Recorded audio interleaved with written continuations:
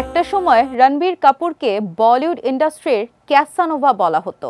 ব্যক্তি জীবনে তিনি একাধিক অভিনেত্রীর সঙ্গে সম্পর্কে জড়িয়েছিলেন। অভিনয়ের পাশাপাশি বারবার প্রেমের সম্পর্কের কারণে শিরোনামে এসেছেন এই অভিনেতা। যদিও রণবীর 2022 সালে অভিনেত্রী আলিয়া ভাটের সঙ্গে বিবাহ বন্ধনে আবদ্ধ হয়েছেন, তার মাস কয়েকের মধ্যে তাদের জীবনে আসে কন্যা রাহা।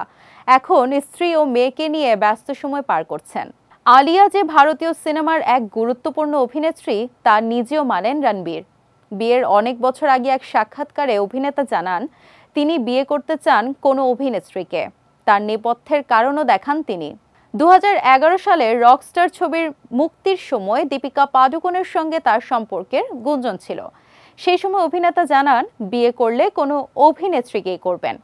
তার কারণ হিসেবে রণবীর বলেন, প্রেম যে কোনো সময় হতে পারে, কিন্তু আমার কোনো অভিনেত্রীর সঙ্গে বিয়ের সম্ভাবনাই বেশি, কারণ আমি যাদের সঙ্গে দেখা করি এবং যোগাযোগ করি সকলেই সিনেমা জগতের। তার ভাষ্য, সিনেমাই আমাদের জগৎ এবং অভিনেতা অভিনেত্রীদের একে অপরের সঙ্গে বিয়ে করার এটাই অন্যতম প্রধান কারণ। সাধারণত সিনেমার বাইরে আমাদের বাস্তব জীবন থাকে না।